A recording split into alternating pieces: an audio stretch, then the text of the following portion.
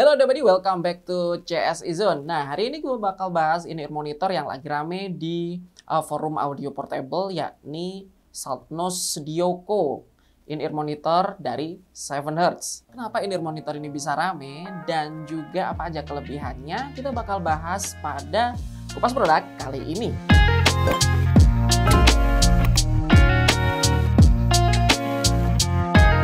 Gambaran kenapa in-ear monitor planar itu begitu populer akhir-akhir ini. Ya memang in-ear planar monitor itu memberikan suatu pengalaman yang berbeda ketika kita mendengarkan in-ear monitor dynamic ataupun in-ear monitor balance air mature drivernya ya. Secara gimana ya? Secara kasar in-ear monitor planar magnetik itu bisa digambarkan dengan 3 kata.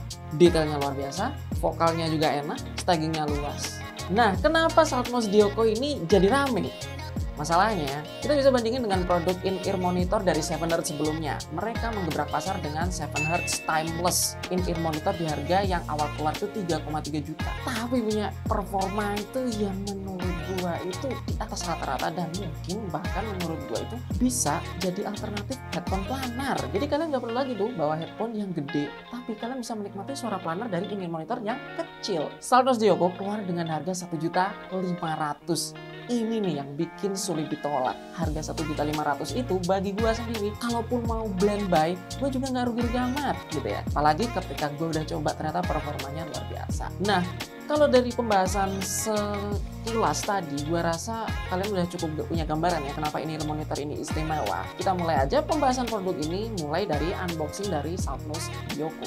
Oke, ini dia Saltnose Dioko. In-ear monitor ini menurut gue punya packaging yang cukup minimalis. Dan gua kenapa baru ini dia yang gua cari. Jadi Saltnose Dioko ini memang adalah produk kolaborasi antara Crineco sebagai reviewer audio yang masih sangat bisa dijadiin acuan dan 7Hz. Jadi 7Hz adalah produsen audio yang menurut gua punya produk-produk menarik seperti sebelumnya mereka mengeluarkan timeless ya, yang cukup booming juga. Informasi menarik apa aja yang bisa kita cek dari box ini? Mungkin ini minim banget ya informasi spesifikasi, jadi gua rasa mungkin kita ini aja deh, langsung unboxing aja kali ya cuy. Oke, let's go. Nah, ini dia kelengkapan dari Saltnose Dioko ketika kalian membeli produk ini ya. Apa aja yang kalian dapetin? Tentunya in-ear monitor dengan kabel. Ada juga ear tips dengan warna-warna yang bener-bener colorful ya. Jadi kalian bisa lihat ini, aduh ini warnanya bener-bener ini banget ya. Candy color banget, banyak banget warnanya. Ini ada spesifikasi ya. Dan di paket perjuangan kalian juga dapat ini dia. Ini adalah case dari Saltnose Dioko. Case-nya ini menurut gue gede banget ya. Ketika gue buka pun juga ini case juga isinya langsung seperti tapakan earphone gitu. Jadi ini bisa ngaruhin. Dan bahan dalamnya itu blue soft yang enak banget buat bisa nyimpan ear tips atau DAC dongle. Menurut gue ini case yang mewah untuk harga yang ditawarkan dan enak gitu ya punya case kayak gini. Kalau kalian kesannya itu ya ini nggak bisa kalian kantongin, cuman kalau di bawah itu juga orang bertanya-tanya ini apa, keren banget gitu ya. Oke, lihat bentar in-ear monitornya, cakep ya. Nah ini yang bikin gue suka nih, jadi kalau kena terpaan cahaya faceplate-nya itu berubah warna, tadinya cuma hitam polos atau nggak kelihatan lagi jadi ungu ini yang namanya holographic ya. Mungkin kalau kalian punya batu ini ya Kalimaya bisa diganti Kalimaya sih, biar jarongnya tuh lebih variatif gitu. Tapi gue suka banget dengan tampilan in-ear monitor ini, anti mainstream. Langsung aja kita bahas tentang build quality deh.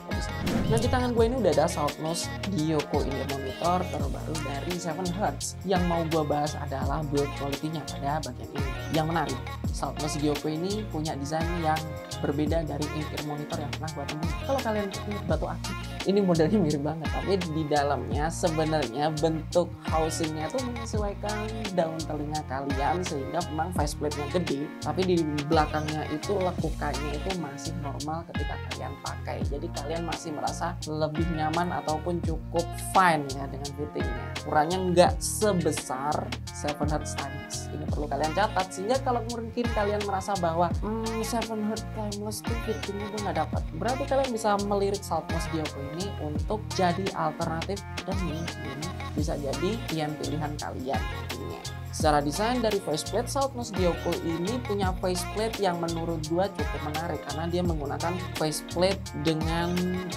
bahan mungkin semacam kaca ataupun semacam mika ya, yang punya desain holografik. Beberapa perubahan dari Saltmost Dioko ini dibandingkan dari 7 Hertz Timeless adalah, yang pertama, dia sudah menggunakan dual pin, dan juga ini berguna banget buat teman-teman yang menurut gue yakin kalian lebih suka koleksi kabel dual pin ya dibandingkan kabel MNC.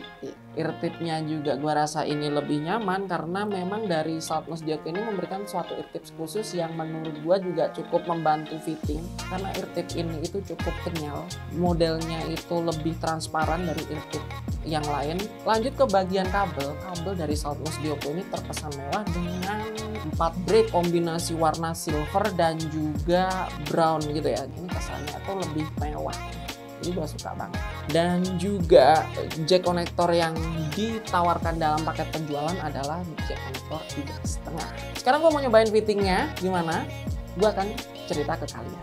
Kalau dari pemasangan, fittingnya itu seperti in-ear monitor over ear pada umumnya, dan kalian bisa lihat ketika dipakai memang faceplate-nya tuh lebih menonjol gitu ya. Tapi di bagian dalam ini seperti sudah gua singgung tadi di awal, bentuknya masih menyesuaikan lekuk daun telinga yang bagian dalam, sehingga gua nggak merasa isu ketika gua pakai Saltmost Dioko ini. Mungkin itu aja sih dari fitting, gua nggak nemuin isu yang aneh-aneh. Lanjut kita ke pembahasan suara aja.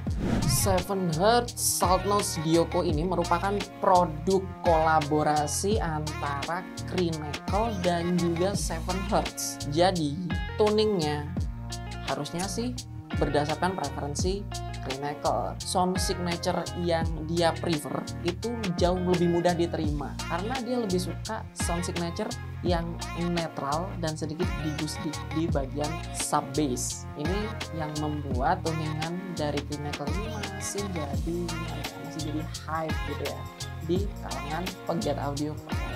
Lalu gimana dengan Saltmost Dioko ini?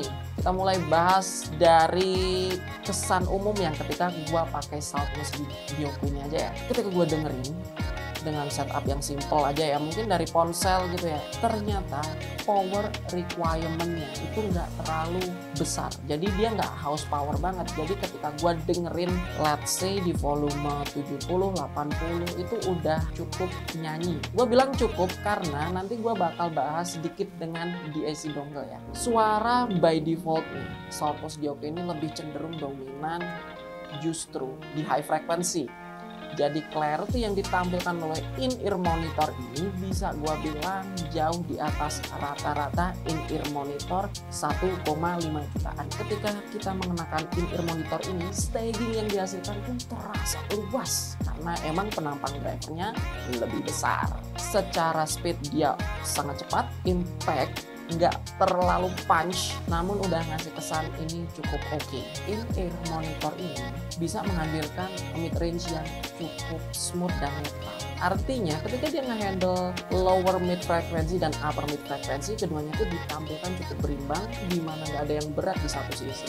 Itu tadi impresi secara default. Nah ini gue mau bahas sedikit dengan Sanming UA3. Kenapa gue milih pairing si Saltmost Dioko ini dengan Sanming UA3? Ini adalah salah satu percobaan gue di mana ketika gue mengoptimalkan Sanming UA3 dengan Saltmost Dioko ini, hasilnya Saltmost Dioko lebih perform. Karena apa? Power delivery-nya jauh lebih baik, karena memang Sanming ini udah dedicated DAC, punya dedicated amplifier, sehingga ketika gue dengerin potensi Saltmost Dioko ini jauh lebih oke, jauh lebih maksimal. Sektor low yang tadinya kurang punch jadi keangkat dan bisa memberikan impact sesuai yang gue mau. Kalian mungkin udah punya gambaran tentang Saltmost Dioko ini, tapi gue mau kasih kesimpulan yang berdiri. Menurut gue, apakah ini gua harus punya atau tidak. Saltno Studioko ini punya banyak hal yang bisa banget kalian optimalin ke depannya. Misalnya, yang pertama gue rasain ear tips bisa kalian optimalin dengan cari ear tips yang bisa nambah impact bass. Kabel, mungkin kalian punya kabel yang lebih warm, lebih refine suaranya.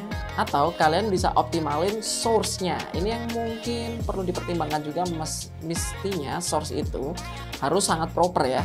Untuk in-ear monitor planar kalau ingin hasilnya benar-benar optimal. Seperti gua tadi pakai Sony UA3, hasilnya tuh jauh lebih baik ketika gua nyolok dari HP langsung.